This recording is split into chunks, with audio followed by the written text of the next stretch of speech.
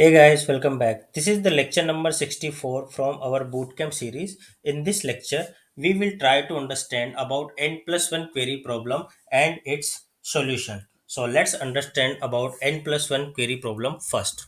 What is N plus 1 query problem? The N plus 1 query problem is one of the well known performance anti-patterns in the Rails. It happens when a query is executed on each result of the previous query. In other words, when an application gets data from the database and then loop through the result of that data. Okay, and this works fine if your application is small enough and there are only a small number of requests and queries. But if you want to keep your application scalable, you have to eliminate the n plus 1 query problem from your application. Now let's try to understand this n plus 1 case in our application.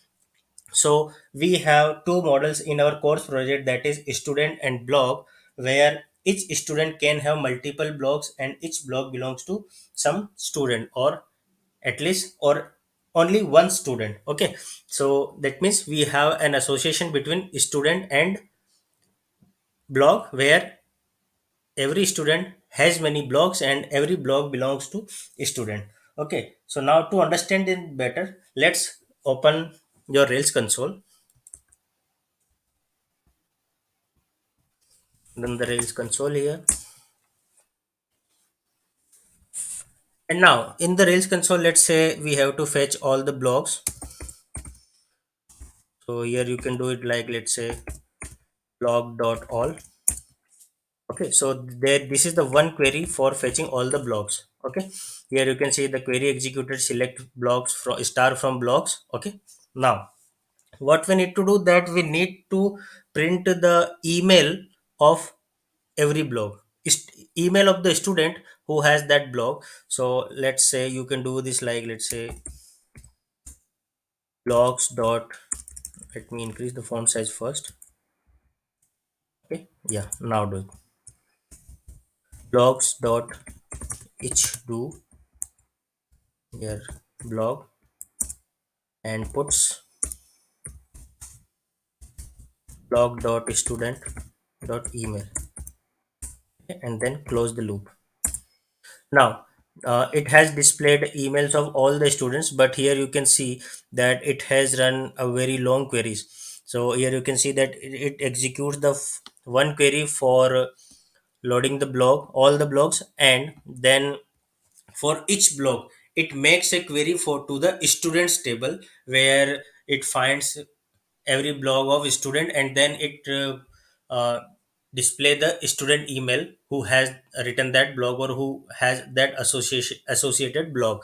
Okay, so now what we are doing here, that you can see n plus 1 problem here. Okay, here you are executing one query for fetching all the blocks and one query for fetching an student for each block. So if you have n blocks in your database, then you need to execute one query for fetching all the blocks and then n queries for fetching the student of each block, and this is called the n plus 1 problem. Now since we have very less number of blogs in our application so far, let's say we have only 40 blogs, so this is fine. But now suppose what happen if you have this n very large, let's say you have 10,000 records or 100,000 blogs or 1 million blogs or 1 lakh of blogs. Then suppose it takes one query to fetch all that n blogs and then 1 lakh queries for fetching all the students of a particular blog. That means we are running n plus 1 query here. Okay, and also since right now we are executing this in development mode, so this is fine to have such a very basic and noise solution. But suppose if your application is in production mode in some time and keeps growing over the time, then at certain point this implementation may cause performance issue for your application, because this will execute n extra queries, which is not good. Okay, so our implementation must be handle this n plus 1 problem, and this can be done by using eager loading, and we will discuss about eager loading in more details in next lecture. But for now let's discuss that in brief. Okay, so what is the solution to n plus 1? So it is the eager loading, which can solve our N+1 query problem. So eager loading is the process whereby a query loads a resource as soon as the code is executed. It also loads related entities or associations as part of the query. Here we will use includes for eager loading. Okay, includes is a method which is used for eager loading. So now let's go to the Rails console again, and we can change or we can reduce this number of queries which has been executed when we done blogs.all and then we try to fetch a student of each blog. Now we can do it simply like using includes method. Let's say blogs equal to blog.include, and here just provide the student. Okay. Now you can do the same thing here, blogs.each do blog and puts blog.student.email. Okay, so here you can see that it has take only two queries, one for fetching all the students and one for fetching all the blogs from the database and other for fetching all the students of loaded blog in the database. Okay, so this eager loading implementation require only two queries. So now it does not matter that how many blocks you have in your database, it only needs two queries all the time to result the same output which we are achieving with N+1 implementation. Okay, and this is the huge difference if number of blocks are very large. Okay, now let's try to see this problem in our browser. Okay, so let's open the Rails console.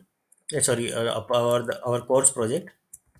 Okay, here you can see that we have a list of blogs, and now let's open your Rails server. Make some space in the terminal, and now reload the page. When you reload the page, you can see that how many queries we are executing here, one for blog and then n queries for fetching all the students of the blogs. Okay, now let's switch to the student blogs controller. Open controllers and blogs.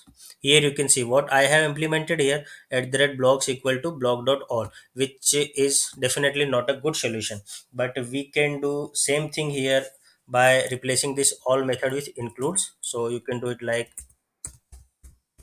log.includes and just provide the associated model name here, student. Okay, and what this query will do, this will load the blocks and students table in only two queries. Okay, save it, and now when you save it, refresh your page. Okay, let's say make first let's make some space at terminal, and now refresh the page in browser.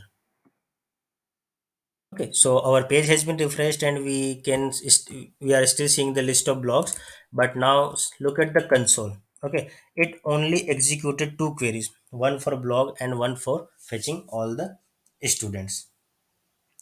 Okay, now you can see the difference.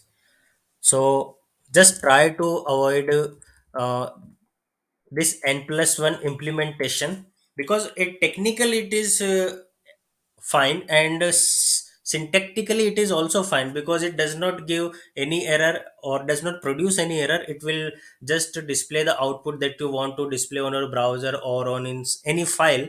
But this is a performance killer if your database is very large for that particular model or resource. So just use eager loading in such cases and eliminate the extra queries, and your Rails application will perform much better for loading your model and its associated models.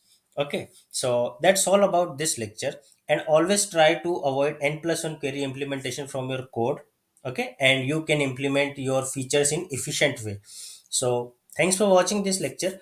In the next lecture we will have a look on eager loading, and we will also uh, see the different methods which we can use for eager loading. Okay, so let's meet into the next lecture. Until then, tata, goodbye, take care, and stay safe.